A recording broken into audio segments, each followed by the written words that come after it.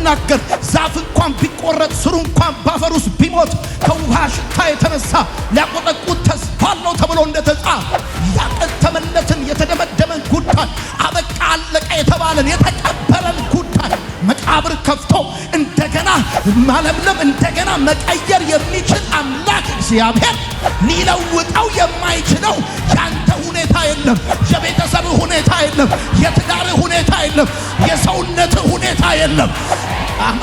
በደንብ አድርጋችሁ አሜን ባሉ።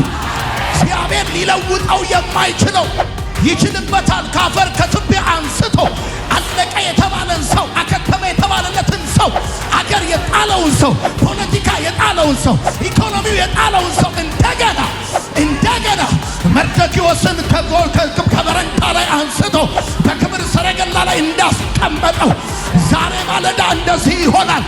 ለእናንተ በተዘጋጀው ጠላታችሁ ይገባል።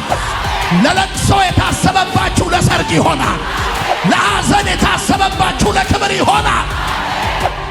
እኔ ይሄን ቃል እግዚአብሔር ወደ እኔ ሲያመጣው እንዴት ተንሰፍስፌ አሜን እንዳልኩ ልነግርህ አልችልም። አለ እግዚአብሔር እጁ ላይ የተሞላ ሰዓት አለ። እግዚአብሔር ካላንደር ላይ ያከበበው አለ። ይሄ ጊዜ የልጄን ታሪክ የምቀይርበት፣ ይሄ ጊዜ ካለበት ሁኔታ የሚወጣበት፣ ይሄ ጊዜ ወደ አደባባይ የሚወጣበት፣ ይሄ ጊዜ ከጉድለት ወደ ሙላት የሚመጣበት፣ ይሄ ጊዜ አገልግሎት የሚጨምርበት የተወሰነልኝ ቀን አለ። እሱም አሁን ነው የሚል አሜን ይባል። የሆነ ጊዜ አለ፣ የሆነ ሰዓት አለ። ሻሸመኔ በነበርኩኝ ጊዜ ከዛ በፊት ጸልይ ነበር። አርባ ምንጭ ዩኒቨርሲቲ ያለው ጸልይ ነበር። ከዛ በፊት መጽሐፍ ይዤ ዞር ነበር። ከዛም ሻሸመኔ በነበርኩ ጊዜ እግዚአብሔር እንደዚህ አለኝ፣ this is your time, this is your season። አሁን ውጣ አለኝ፣ አሁን ውጣ፣ አሁን ተራመድ አለኝ፣ ግራ ቀኝህን እንዳታይ አለኝ። ከዛም እግዚአብሔር ባለው በዛ ጊዜ የሰማኝ ሰው ካል አገልግሎት ጀመርኩኝ። ለአንተም እንደዚህ ይሆናል። this is your season, this is your time። say amen። በሁለተኛ ነገሥት መጽሐፍ ምዕራፍ 25 ቁጥር 27 በጌታ በኢየሱስ ክርስቶስ ስም እንደዚህ አነባለሁ። የይሁዳ ንጉሥ ዮአኪን በተማረከ በ37ኛው ዓመት በ12ኛው ወር ከወሩም በ27ኛው ቀን ዮማሮዴቅ በባቢሎን በነገሰ በዓመቱ ዮአኪንን ከስራቱ ፈታው። በርኅራኄም መንፈስ አነጋገረው። በባቢሎን አብሮት ከነበሩት ነገሥታት ይልቅ ከፍ ያለውን የክብር ቦታ ሰጠው። ዮአኪንም የእስር ቤት ልብሱን ጣለ። እስከ ዕድሜውም ፍጻሜ ድረስ ከንጉሡ ማዕድ ዘወትር ይመገብ ጀመር።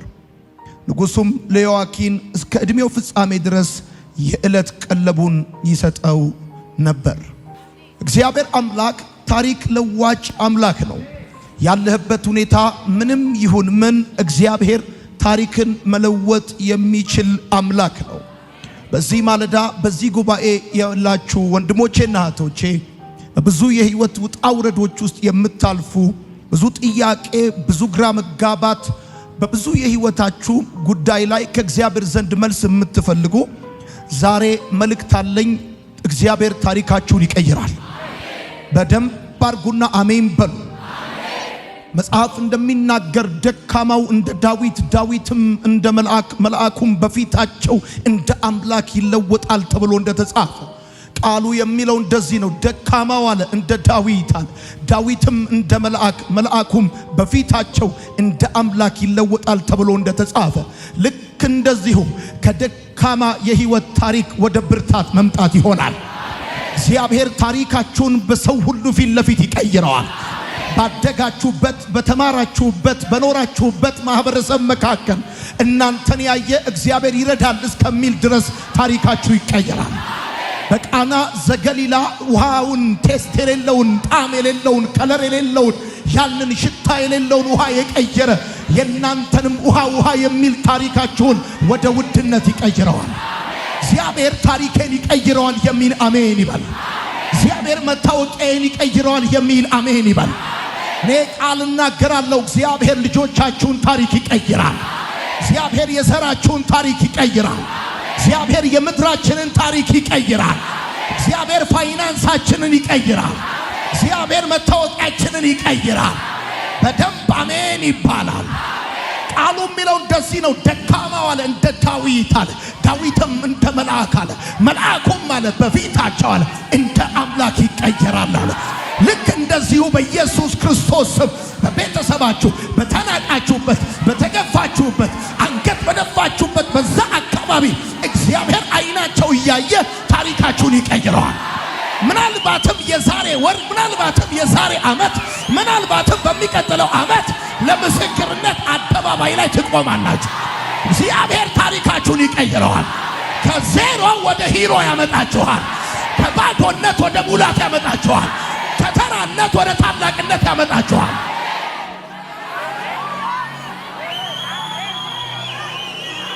የባዶነት ታሪክ በሙላት ይቀየራል። የለቅሶ ታሪክ በዝማሬ ይቀየራል። የኀፍረት ታሪክ በክብር ይቀየራል። የማጣት ታሪክ በማግኘት ይቀየራል። አሜን። ጌታ ታሪክን ይቀይራል። እና ዛሬ ለመልእክታችን የወሰድነው ሐሳብ ታሪክ ይቀየራል የሚል ነው። እኔ ታውቃላችሁ እንደዚህ አላስብልም። አጠገባችሁ ያለውን ሰው ግን ንኩትና ታሪክ ይቀየራል በሉት። ወይኔ እንደሱ አይደለም ድምጻችሁ አይሰ ወደድክም ጠላህም ታሪክ ይቀየራል በሉት። እንደዚህ እንደሆነ ህይወት አያበቃም። እንደዚህ እንደሆነ ታሪክ አይደመደምም። የታሪክ ፍጻሜ በበረከት ይጻፋል፣ በድል ይጻፋል። በጌታ በኢየሱስም ታሪክን እግዚአብሔር ይቀይረዋል። መታወቂያውን እግዚአብሔር ይቀይረዋል። ኑሮህን እግዚአብሔር ይቀይረዋል።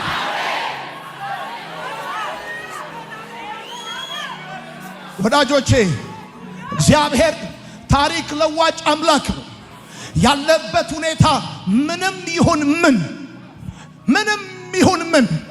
ለሐኪም ይክበድ፣ ለአዋቂ፣ ለሳይካትሪስት፣ ለሳይኮሎጂስት ለብዙ ሁኔታ ይክበድ፣ ምንም ይሁን ምን ያለበት ሁኔታ እግዚአብሔር አምላክ ታሪክን መለወጥ የሚችል አምላክ ነው። ወዳጆቼ ስለዚህ ነገር ዛሬ ስለምንካፈለው ቃል ከመናገሬ በፊት የተወሰኑ ነጥቦችን እንድትገነዘቡልኝ ይፈልጋል። እግዚአብሔር ሊለውጠው የማይችል ሁኔታ እንደሌለ እንድታስታውሱ ፈልጋል። እግዚአብሔር ሊቀይረው የማይችል መጽሐፍ እንደሚናገር ዛፍ እንኳን ቢቆረጥ ስሩ እንኳን ባፈር ውስጥ ቢሞት ከውሃ ሽታ የተነሳ ሊያቆጠቁት ተስፋ አለው ተብሎ እንደተጻፈ ያቀተመለትን የተደመደመን ጉዳይ አበቃ አለቀ የተባለን የተቀበረን ጉዳይ መቃብር ከፍቶ እንደገና ማለምለም እንደገና መቀየር የሚችል አምላክ እግዚአብሔር ሊለውጠው የማይችለው ያንተ ሁኔታ የለም፣ የቤተሰብ ሁኔታ የለም፣ የትዳር ሁኔታ የለም፣ የሰውነት ሁኔታ የለም። በደንብ አድርጋችሁ አሜን ባሉ።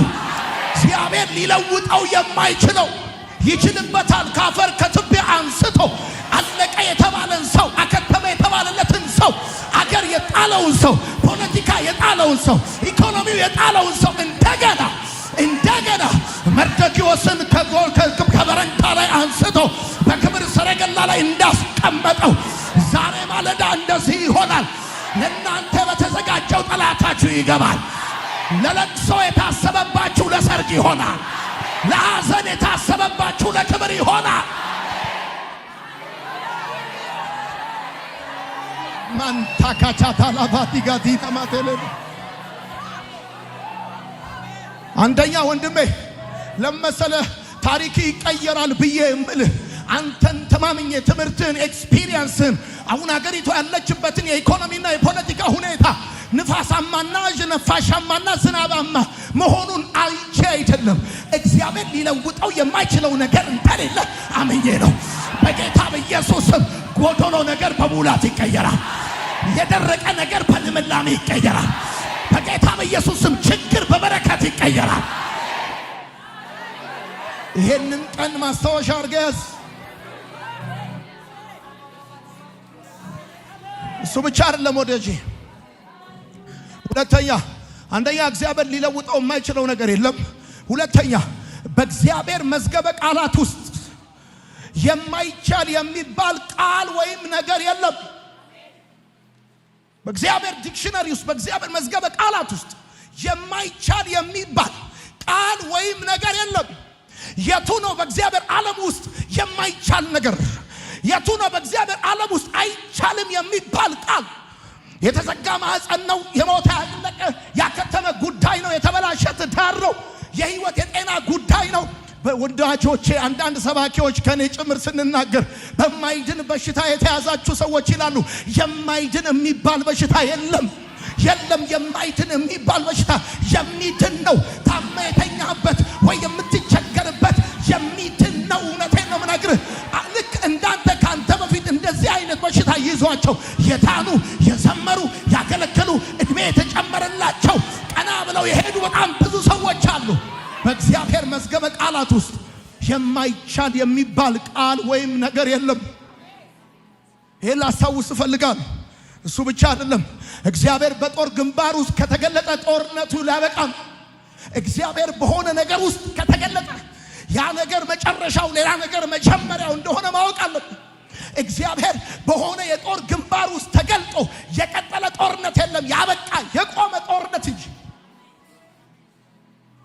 እግዚአብሔር አምላክ በሆነ ነገር ውስጥ ሲገለጥ የዛ ነገር ማብቂያ የሌላ ነገር መጀመሪያ እንደሆነ ላስታውስ እፈልጋለሁ ወደ መልእክታችን ሐሳብ ከመግባታችን በፊት። ስለዚህ ታሪክን ይቀየር ነው ብዬ ስልህ እግዚአብሔር አምላክ በመለኮታዊ ጣልቃ ገብነትና እርዳታ በህይወት ተገልጦ አሁን ያለበት ሐዘን አብቅቶ ሳቅ ሊጀምር፣ አሁን ያለበት ችግር አብቅቶ በረከት ሊጀምር እንደሆነ እግዚአብሔር ታሪክን ይቀይረዋል። አሜን ይባላል። ሲጀምርላችሁ ያልኩት አንድ ነገር አለ። ደካማው አለ እንደ ዳዊትም አለ እንደ መልአካል፣ መልአኩም አለ በፊታቸው እንደ አምላክ ሆኖ ይቀየራል። ምን ማለት ነው? እግዚአብሔር ነገሩን ከየት አንስቶ ከደካማነት አንስቶ እስከየት ድረስ ሊለውጠው እንደሚችል አቅም እንዳለው ነው የምነግርህ። ደግሞ ስማኝ ልንገርህ፣ ታሪክ ሲቀየር እዛው ሰፈር እንድትመጠመጥ አርጎ ሳይሆን እንዳትገኝ አርጎ እግዚአብሔር ድራሽ አባትን ይቀይረው። አሜን በደንብ ኢየሱስ ጌታ። ውጊያ ውስጥ ያላችሁ፣ ጦርነት ውስጥ ያላችሁ፣ ትግል ውስጥ ያላችሁ ሰዎች እግዚአብሔር በጦር ግንባር ሲገለጥ ጦርነቱ ሊያበቃ እንደሆነ በየትኛው ጦርነት እግዚአብሔር ተገልጦ ጦርነቱ ቀጥሏል። ጠላት ሆኖ አልቀጠለም። ክፉ ሆኖ አልቀጠለም። እግዚአብሔር በተገለጠባቸው የጦር ሜዳዎች ሁሉ ጠላት እንደ ገለባ ተበትኗል፣ እንደ ጉም ተኗል። ጠላት ፈረስና ፈረሰኛው በባህር ሰምጧል። ሁለተኛ ጊዜ ድጋሚ ላይ ያሳድዷቸው በኤርትራ ባህር ወድቀው ቀርተዋል። ዛሬ እግዚአብሔር አምላክ በሕይወትህ ጣልቃ ይገባል። የተጨነክበት ጉዳይ ድጋሚ ላይ ያስጨንቅህ ለአንተና ለመጨረሻ ጊዜ በሕይወትህ ላይ ይወድቃል። በሕይወትህ ላይ ይወድቃል።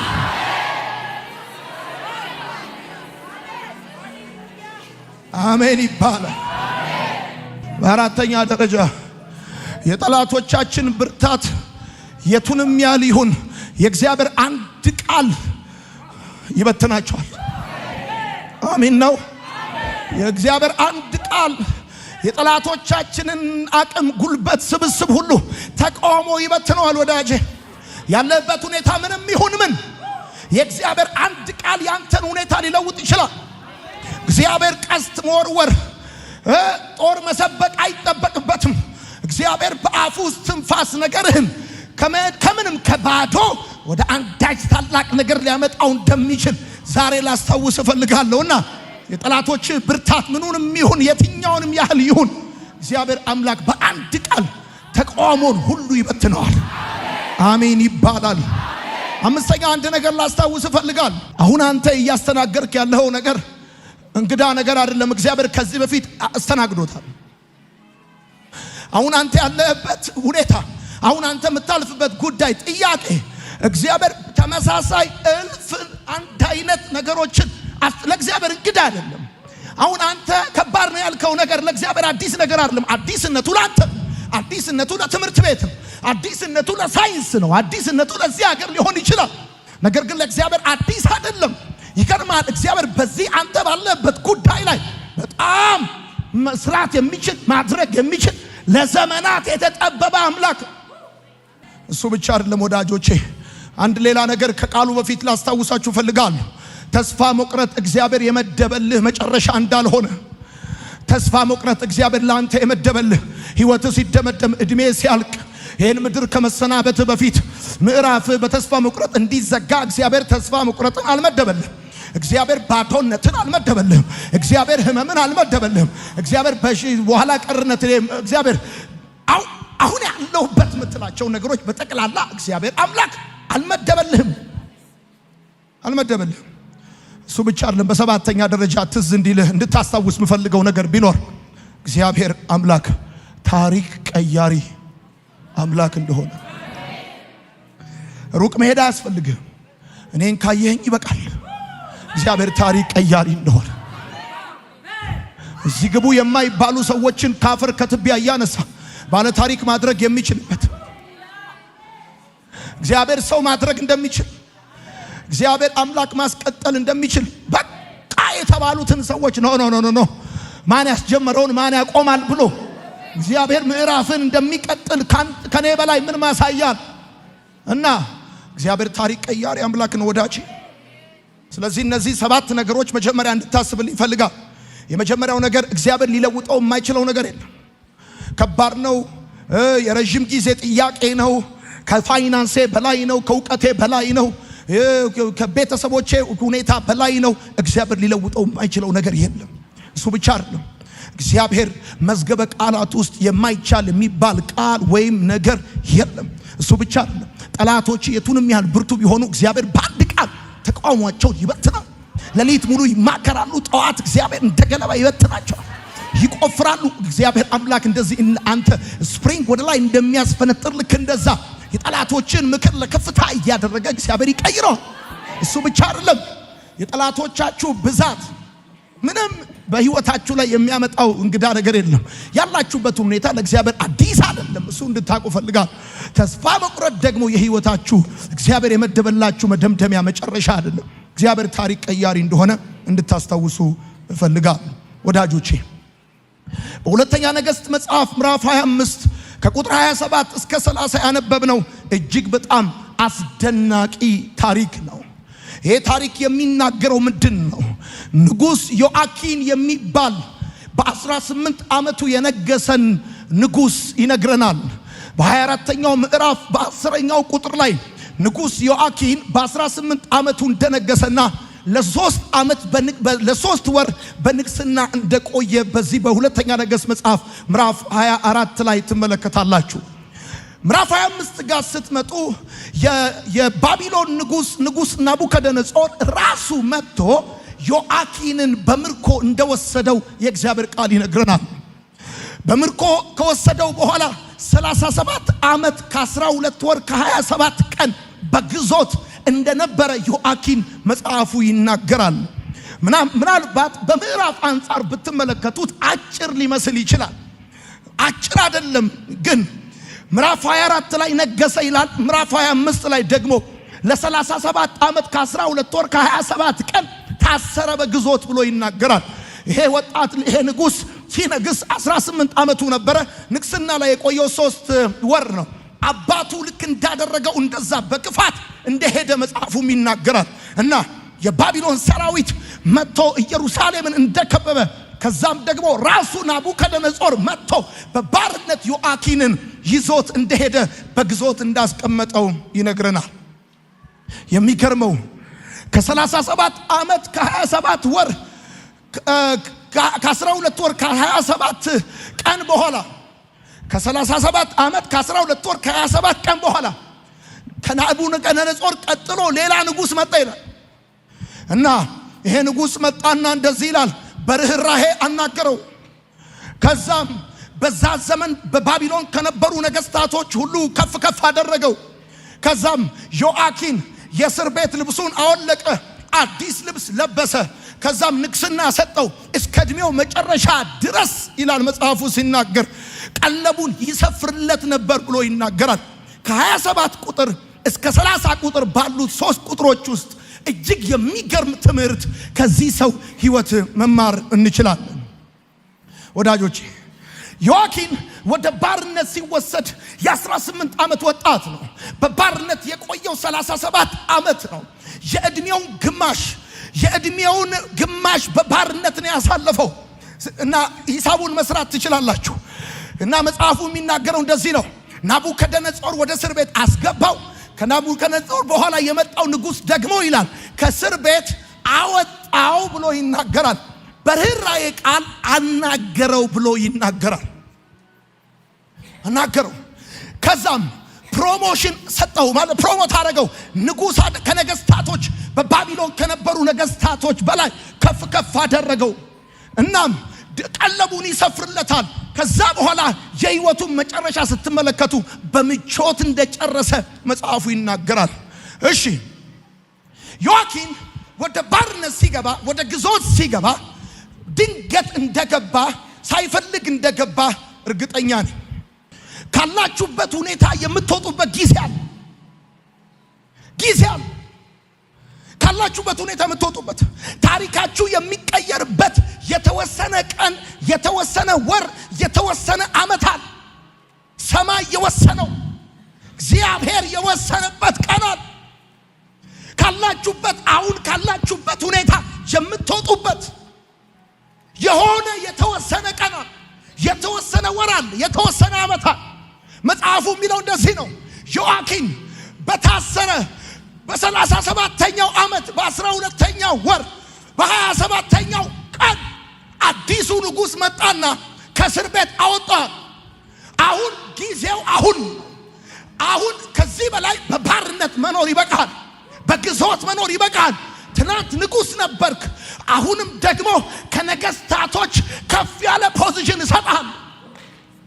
ይሁን የቱንም ያህል ዓመት ረጅም የህይወት መንገድ መተል ሊሆን ይችላል። ግን አሁን ያለበት ሁኔታ ማብቂያ የሌለው ሊመስል ይችላል። ግን እርግጠኛ ሆኜ የምነግር ነገር እንደሆነ ልንገርህ፣ የሆነ ካለበት ሁኔታ የምትወጣበት የተወሰነልህ ቀን፣ የተወሰነልህ ወር፣ የተወሰነልህ ዓመት እንዳለ ይሄን የምስራች ልነግርህ እፈልጋለሁ። እኔ ይሄን ቃል እግዚአብሔር ወደ እኔ ሲያመጣው እንዴት ተንሰፍስፌ አሜን እንዳልኩ ልነግርህ አልችልም። አለ እግዚአብሔር እጁ ላይ የተሞላ ሰዓት አለ። እግዚአብሔር ካላንደር ላይ ያከበበው አለ። ይሄ ጊዜ የልጄን ታሪክ የምቀይርበት፣ ይሄ ጊዜ ካለበት ሁኔታ የሚወጣበት፣ ይሄ ጊዜ ወደ አደባባይ የሚወጣበት፣ ይሄ ጊዜ ከጉድለት ወደ ሙላት የሚመጣበት፣ ይሄ ጊዜ አገልግሎት የሚጨምርበት የተወሰነልኝ ቀን አለ። እሱም አሁን ነው የሚል አሜን ይባል። የሆነ ጊዜ አለ፣ የሆነ ሰዓት አለ። ሻሸመኔ በነበርኩኝ ጊዜ ከዛ በፊት ጸልይ ነበር። አርባ ምንጭ ዩኒቨርሲቲ ያለው ጸልይ ነበር። ከዛ በፊት መጽሐፍ ይዤ ዞር ነበር። ከዛም ሻሸመኔ በነበርኩ ጊዜ እግዚአብሔር እንደዚህ አለኝ፣ this is your time, this is your season። አሁን ውጣ አለኝ፣ አሁን ውጣ፣ አሁን ተራመድ አለኝ፣ ግራ ቀኝህን እንዳታይ አለኝ። ከዛም እግዚአብሔር ባለው በዛ ጊዜ የሰማኝ ሰው ካል አገልግሎት ጀመርኩኝ። ለአንተም እንደዚህ ይሆናል። this is your season, this is your time። say amen።